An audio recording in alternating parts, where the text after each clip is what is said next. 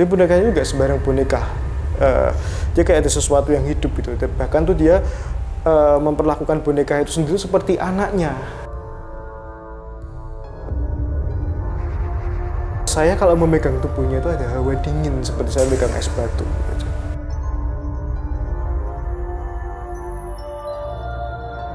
Jangan membuat sesuatu yang saya tidak suka. Gitu. Buat mereka warna merah itu adalah warna darah kan ya. Terus kemudian darahnya ketika itu memang keluar dari tubuh kita, itu pun juga yang diminum sama dia.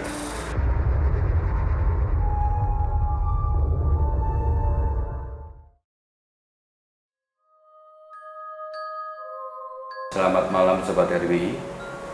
Kali ini kita berjumpa lagi dengan Om Herbai di Obsteri, Obrolan Misteri. Kali ini saya kedatangan narasumber yang luar biasa. Mas Aryo namanya. Dia punya boneka yang di dalamnya ada spirit. Yang orang Thailand bilang itu adalah gumantong atau taps ya. Look tap. Dan namanya adalah Kit. Mau dengar ceritanya yang lebih detail lagi? Sambut saja langsung Mas Aryo. Gimana Mas Aryo? Iya, baik. Sehat kan? Of course. Rumahnya mana Mas? Saya rumahnya di Jangli, Pak. Kita baru pertama kali ketemu ini. Yeah. Jadi kita tergabung di perkumpulan YouTuber Semarang. Cuman kita nggak pernah ketemu dan tiba-tiba kita TikTok di WA dan kita langsung ya. Malah ketemu sendiri ya. Ini aku sangat interesting banget nih Mas dengan anakmu yang kecil ini dan aku tuh sangat merasakan begitu sampean datang dari pintu tadi ketemu saya sudah ngerasa nih ada spiritnya, memang saya ngerasain, saya merinding, ada aura dia kegirangan, dia kayak seneng loh. Dia ngerasain happy loh dia. Bukan takut gitu ya? Nggak takut, dia nggak takut. Dia datang sini nggak takut. Dia ngerasa happy karena pada dasarnya dia tipenya memang pengen diperhatiin. Suka cari perhatian. Kadang juga dia overacting juga. Seperti itu. Nah, ini saya penasaran nih. Kira-kira sejarahnya gimana sih Mas Aryo sampai dapet Kit? Namanya Kit ya? Iya. Ya kan? Oh, Sobat RBI kan mesti tahu nih. Nah, Sobat RBI mesti tahu kira-kira bagaimana dan gimana ceritanya sampai Kit ini berada di tangannya Mas Aryo. Monggo. Yes, Sobat RPI. Sebenarnya saya ini sangat tertarik dengan sesuatu yang berbau dengan hal-hal yang aneh, nggak cuma mistis gitu kan. Misalnya dalam teknologi, ketika orang tuh suka dengan sesuatu yang biasa-biasa aja, aku kadang tuh nekat kayak ingin ngerti ada nggak sih misalnya komputer tuh nggak pakai CPU, nggak pakai layar gitu kan, misal hologram gitu, atau aku lebih suka sesuatu yang seperti itu. Di luar itu juga makanan gitu kan, ketika orang tuh suka kalau ice cream itu toppingnya berarti apa, sesuatu yang manis gitu kan, selain strawberry atau mungkin meses atau oreo atau apa gitu kan. Kalau saya tuh waktu dulu pernah malahan seneng tuh strawberry ice cream yang toppingnya tuh abon dan itu spicy. Jadi basicnya emang saya ini nggak suka sesuatu yang normal, abnormal. Yang rata-rata orang suka justru mungkin Mas Aryo terlalu biasa gitu. Iya, Jadi terlalu mainstream. Pengennya sesuatu yang yang ini sendiri gitu, yang beda ya. Iya, selain emang ada karakter yang beda, juga rasa penasarannya yang tinggi gitu. Jadi waktu itu tahun 2013. Waktu itu saya dapat trip jalan-jalan ke Bangkok dan di situ saya pikir satu negara yang sangat luar biasa karena perpaduan, jarang sekali ya satu negara yang punya alkulturasi, perpaduan budaya sama modernisasinya itu balance. Jadi kalau kita pergi ke Hong Kong atau kita pergi ke Singapura tuh mereka lebih cenderung ke sesuatu yang high tech, sesuatu yang modern gitu kan.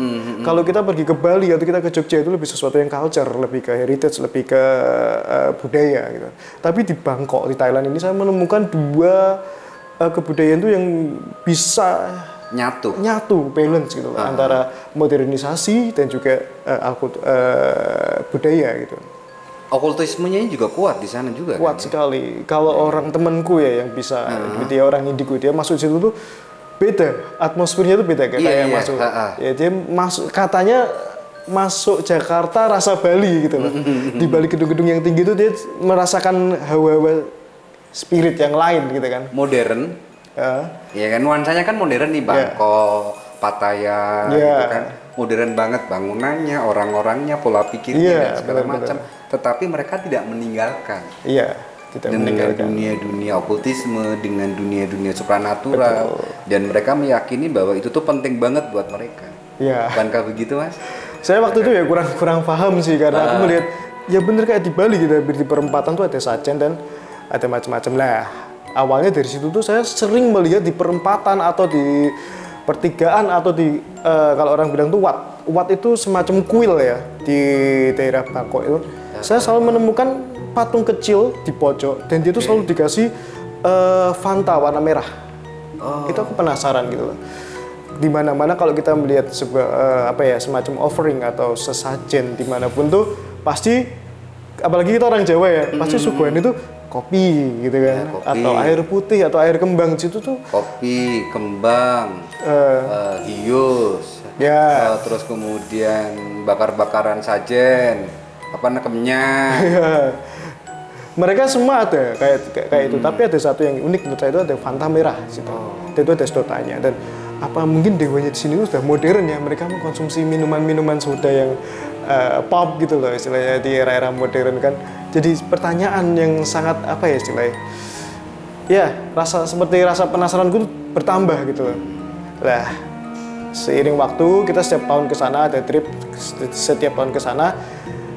Satu spot yang nggak pernah aku lupain tuh di situ gitu loh. Di hampir setiap wat-wat atau kuil-kuil kecil tuh aku selalu menemukan boneka itu bentuknya cewek, ada tangannya gini biasanya. Ya, nggak tak pikirkan waktu itu, tiba-tiba salah satu sahabat saya orang Semarang, dia tuh punya boneka. Dia bonekanya juga sembarang boneka. Dia kayak ada sesuatu yang hidup gitu. Bahkan tuh dia memperlakukan boneka itu sendiri seperti anaknya. Dia ganti popok, mulai dia ganti popok, dia mandiin, dia pakaiin baju, dia ajak ngobrol, dia kasih makan dan macam-macam. Kok aku penasaran. Nah, waktu dia offering, bentar. Menurut Mas Aryo, ketika temennya seperti itu, kayaknya itu asik ya buat Mas Aryo. Asik ya, sesuatu yang different kan. Sesuatu yang beda dengan rata-rata orang. Ini kok dia ngelakuin hampir seperti anaknya, padahal ini kan boneka gitu. Iya, lucu gitu. Popo, dimandiin dan segala macam. Dan dari situlah Mas Aryo penasaran nih, gitu kan? Lanjut. Tuh, terus kalau aku lihat waktu offeringnya kok hampir sama kayak offering yang di kuil-kuil itu gitu loh. Oh, aku menemukan satu jawaban, ini kok hampir sama. Akhirnya aku tanya sama ini anak gitu kan. Temanku aku tanya, oh ini namanya Luktep.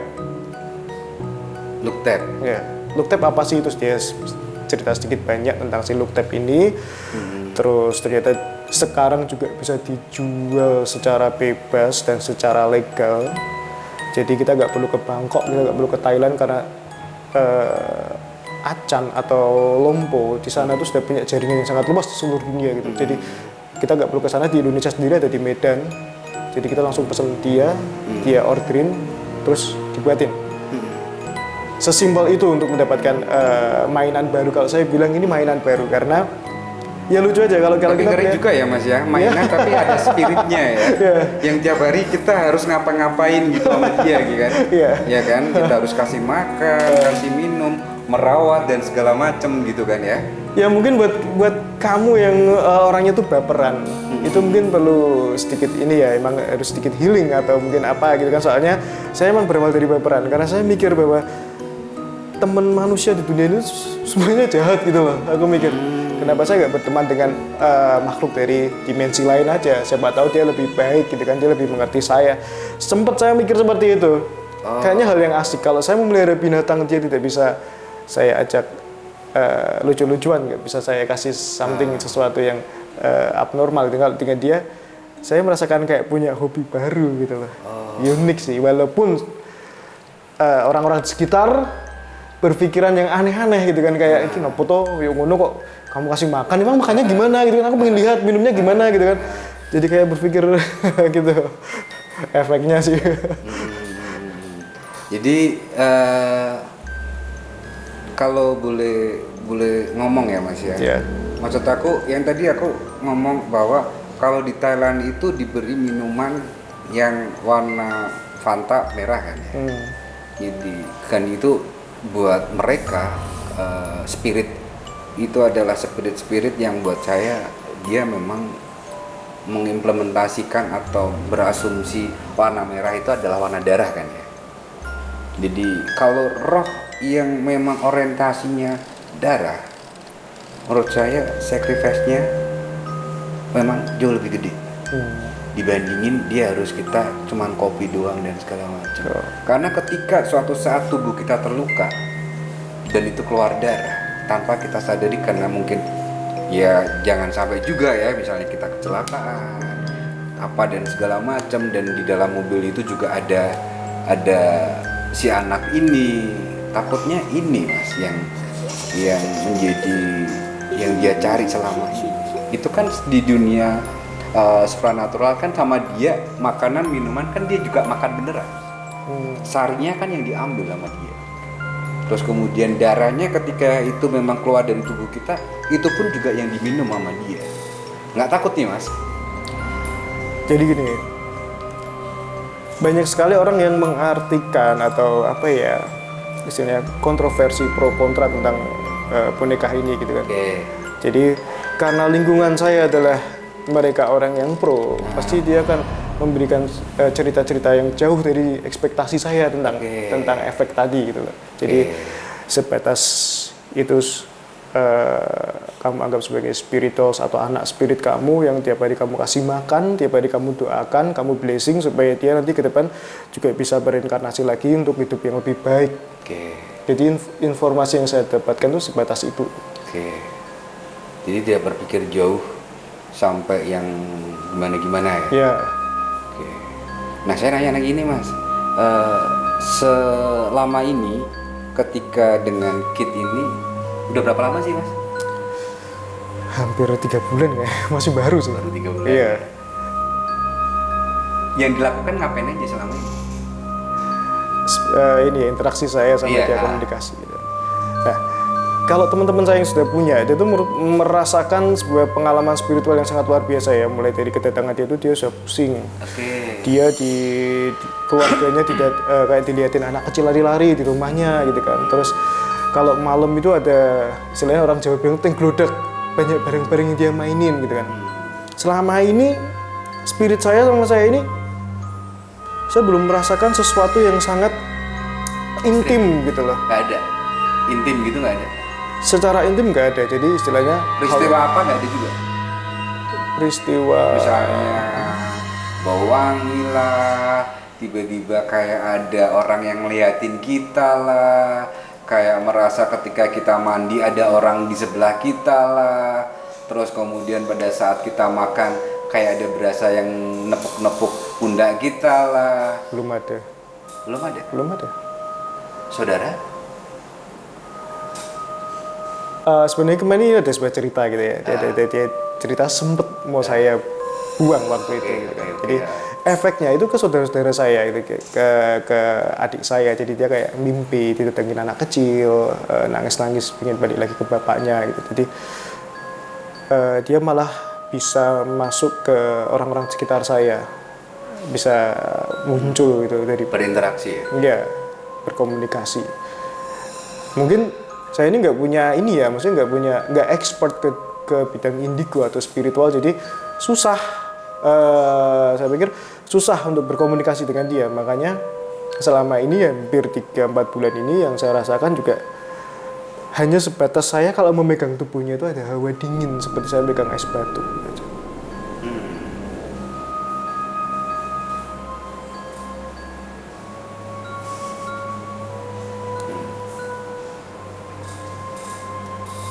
Saya aja merasakan, Mas. Saya coba ini komunikasi.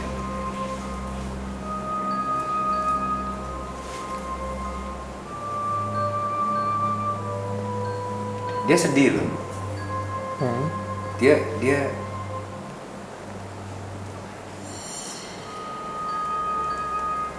ini anak adalah kalau aku boleh ngomong ya, kalau aku tangkap ya, dia adalah roh yang dibuang sebelumnya. Dia adalah roh yang tertolak. Waktu dia hadir di muka bumi ini, semua orang menolaknya. Jadi ketika dia dicoba dimasukkan di suatu media untuk dia berasa spiritnya hidup, dia sudah berharap penuh sama Mas Aryo gitu. Cuman Mas Aryo sendiri itu kan nggak ngerti atau nggak merasakan atau kurang peka atau memang bukan sebenarnya ambil dia itu ya hanya untuk sekedar biar keren gitu. Cuman pada dasarnya Mas Aryo sendiri itu kan orangnya cuek, sama diri sendiri aja kan orangnya cuek kan. Ya. Ya kan? Jadi kalau boleh, ini kan sudah diambil keputusan nih, ambil keputusan untuk merawat. Dia tertolak, itu dia sedih banget. Ketika kita bisa merasakan atau kita bisa mencoba berkomunikasi dengan dia, aku merasakan bahwa dia tuh sedih. Nah kalau dia sedih, dia tuh diem. Ya kan? Kalau udah diem, dia kalau misalnya ibarat katanya itu dia anak kecil yang dia hidup di seperti kita itu, dia orangnya introvert banget. Dia pendiam, dia pik, nggak beda jauh dengan sampean. Bener kan? Iya. Sampean bukankah begitu? Jadi kalau ada masalah dia di kamar apa introvert, maksudnya menyendiri, melankolis lah lebih tepatnya. Bener kan? Iya. Ya kan? Nggak, ini jujur nih, jawab kalau emang iya, iya, tidak. Biar aku ini yang tak rasain, maksudnya yang tak rasain kenapa Kit ini begitu susah untuk dilepaskan dari kehidupan Mas Aryo, karena ada satu sisi yang sama dengan sampean. Nah pertanyaan saya adalah, apakah yang tadi saya bilang itu benar di kehidupan Mas Aryo? Benar. Jadi saya waktu itu, kalau sekarang kan saya mulai bersosial dengan orang gitu kan, mulai bekerja, kita bertemu dengan orang itu mungkin agak berkurang, tapi emang watak saya dari kecil seperti itu. Jadi kalau ada ada masalah, saya nggak mau cerita, tapi cenderung saya diem di kamar. Masalah saya ini bikin beban sama orang gitu kan, walaupun sebenarnya orang-orang sekitar itu bisa membantu. Jadi tak batak di dewi. Nah kurang lebih sama dengan kita. Dia merasa satu feel yang sama, satu spirit yang sama dengan sampean.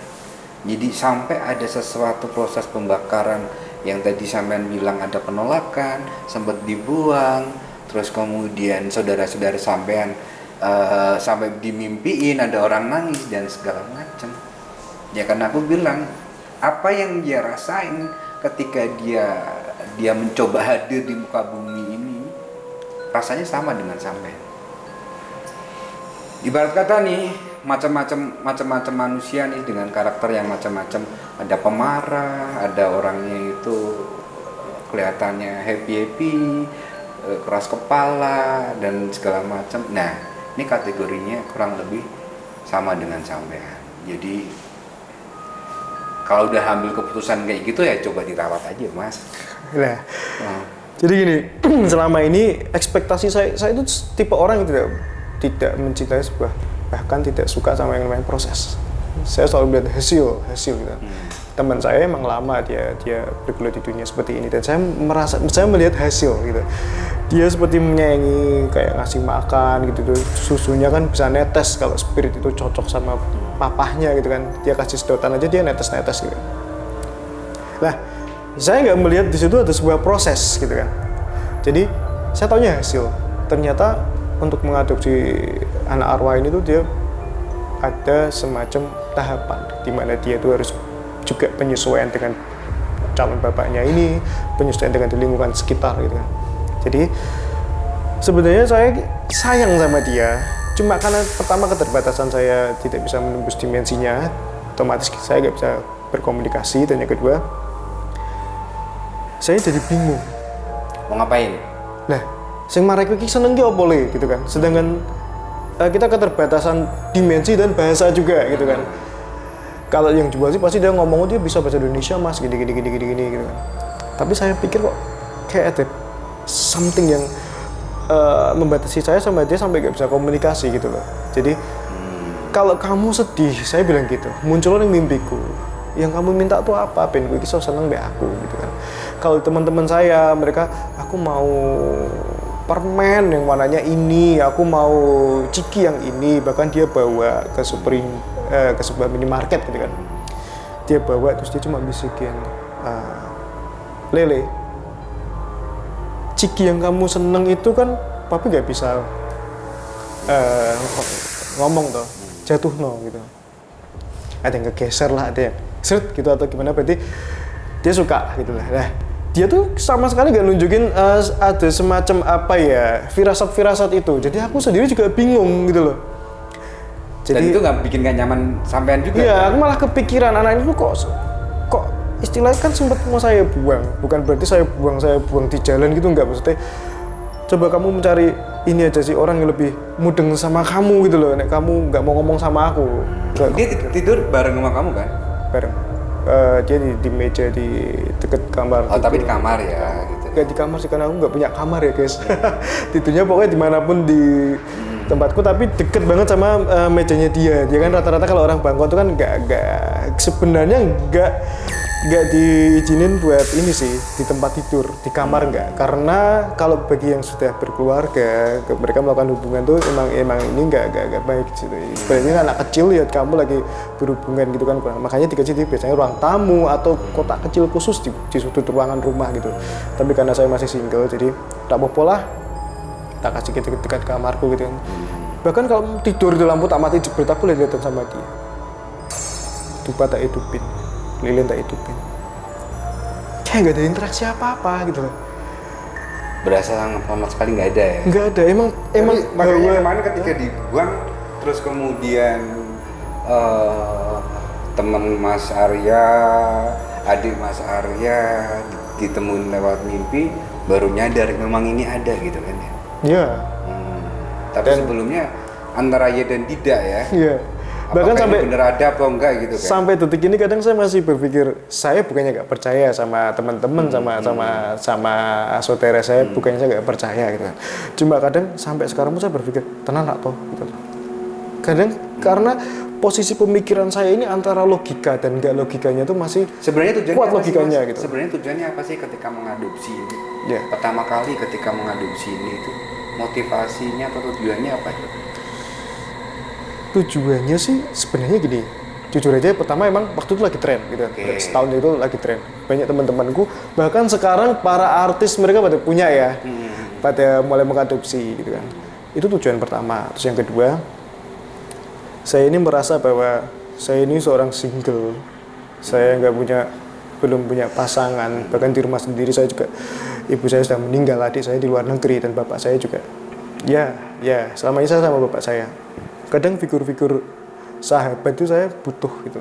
Oke. Apalagi yang punya feedback, dalam arti saya punya teman khayalan atau punya teman halu yang kita sama-sama kasih feedback lah, bukan dia ngasih feedback ke saya, tapi saya juga bisa ngasih feedback ke dia gitu kan. Dan kalau itu emang berbau-bau tentang blessing, saya memblessing dalam arti kita mendoakan dia supaya dia bisa kembali lagi gitu kan. Karena saya juga sedikit banyak tuh melihat dari beberapa vlog artis gitu kan, artis-artis indigo, bahwa kita juga punya misi baik untuk dia gitu kan. Karena kalau bukan kita, siapa lagi yang bisa memblessingkan dia untuk kembali ke sang pencipta dan dilahirkan kembali, itu kan nggak ada. Jadi banyak sekali spirit yang antri dalam boneka untuk dia ingin dipelihara di situ. Yang kedua saya emang benar-benar ingin ini sih maksudnya coba untuk merawat gitu kan. Saat dulunya aku punya anak gitu ya bro ya.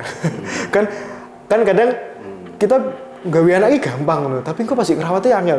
Aku memang ada satu sesuatu yang sampai sekarang saya belum siap untuk berumah tangga itu karena saya takut berkomitmen dan ngopeni gitu loh. Mungkin dari sini aku mulai ngerti, anak gini baju gitu kan, apa ini makan dan macam-macam, saya belajar dari sini gitu kan. Saya pikir tuh dia benar-benar spirit yang terbuka dengan semua orang untuk berinteraksi. Tapi seiring perjalanan sini saya merasa kayak ada pagar itu karena saya mungkin tidak dikasih kekuatan untuk bisa komunikasi langsung. Oke, pertanyaan terakhir Mas. Ya. Kalau misalnya nih, aku udah ngomong tadi nih sama Kit gitu kan. Kalau malam ini dimimpi nama dia, ya, kalau enggak dalam waktu 3 hari ke depan, saya udah minta nih sama dia nih untuk ketemu dengan sampean dan ngobrol-ngobrol secara langsung. Dan kalau misalnya dia tetap pengennya dengan kamu, apa yang harus dilakukan? Oke, yang pertama itu jangan membuat sesuatu yang saya tidak suka. Gitu. 1, jangan bikin sesuatu yang tidak suka. Ketika orang suka dan tidak suka itu kan mesti diomongin ya. Yeah. Jadi ada komunikasi di situ ya. Yeah. Jadi ada sesuatu komunikasi yang kita sudah komit antara Kit dengan sampean. Oh ini yang aku nggak suka, ini yang aku suka. Oh ini yang kamu suka dan ini yang tidak dia suka. Bener nggak ya kayak gitu ya? Oke. Terus kemudian? Terus kalau kamu ada something, kalau memang ada something sama ini papahnya gitu kan. Cobalah berinteraksi itu secara rileks gitu, gak usah kayak ada sesuatu yang membatasi gitu. Butuh kamu apa, kita maunya seperti apa, kan di situ ada negosiasi gitu. Gak semua yang kamu omongin ke aku juga aku bisa nerima gitu kan. Otomatis minimal ada komunikasi kayak gitu. Terus setelah itu gini, yang ketiga tujuan akhirnya juga si ayah ini pinginnya kamu terblessing, pulang kembali ke pencipta dan dilahirkan menjadi benar-benar bukan boneka tapi anak orang. Tapi semua butuh komunikasi ya. Yeah. Dan saya udah minta nih ke dia 3 hari ke depan. Semoga ini saya biar ada komunikasi, biar ada kejelasan apakah tetap diasuh sama Mas Aryo atau mau bagaimana, atau ada orang mungkin dari Sobat RB yang mau adopsi, saya juga nggak ngerti ya. Cuman ini saya sudah menyampaikan ke dia kalau 3 hari ke depan, kalau artinya dia bertahan atau tetap sama Mas Aryo, dia akan nemuin Mas Aryo. Ya. Kalaupun misalnya, saya sih percaya 3 hari ke depan dia ada komunikasi dengan saya. Mari kita tunggu bersama-sama. Oke, jadi nanti kalau ada, mungkin malam ini saya nggak ngerti, atau mungkin besok, ya, tapi yang jelas dalam 3 hari ke depan dia ada komunikasi dengan saya. Apakah yang dia mau, apakah yang Mas Aryo mau, kita lihat saja sendiri nanti. Kalau misalnya apapun yang akan terjadi, saya minta tolong dikabari ke saya. Oke. Bener ya? Siap. Justru ini malah saya seneng kayak gitu loh. Maksudnya ada istilahnya Mas Epi ini jadi satu jembatan gitu kan. Selama ini kalau saya nggak pernah jembatan, kita nggak bisa menyeberang desa sebelah gitu. Makanya malam ini kalau saya bisa ngomong ya spesial. Ya jadi maksudnya dalam artian biar semua jelas Mas. Ya. Ya kan, dalam arti kalau sampean kan pengennya sesuatu yang real aja nih. Kalau kamu tuh pengen ngomong ya ngomong aja deh gitu kan. Yeah. Kalau kamu pengen makan ini ya ini aja deh ngomong gitu kan. Cuma yang jadi masalah kayak ada benteng, ada sesuatu pembatas, pemisah. Ini kayak jadi lama-lama akan jadi beban kalau tidak ada komunikasi. Makanya saya bilang, saya sudah meminta nih sama Kit nih, ya Kit ya. Saya minta nih sama papimu nih ya, nanti kamu temuin. 3 hari ke depan apa sih yang dimau sama kamu, apa yang biar ada komunikasi lah keduanya lah ya, antara Papi Aryo dengan Kit, gitu ya Kit ya. Demikian sahabat RBI di Obsteri hari ini. Luar biasa ini Kit, spirit yang berada di boneka ini, saya merasakan begitu dingin, begitu dia sendirian, dia lonely,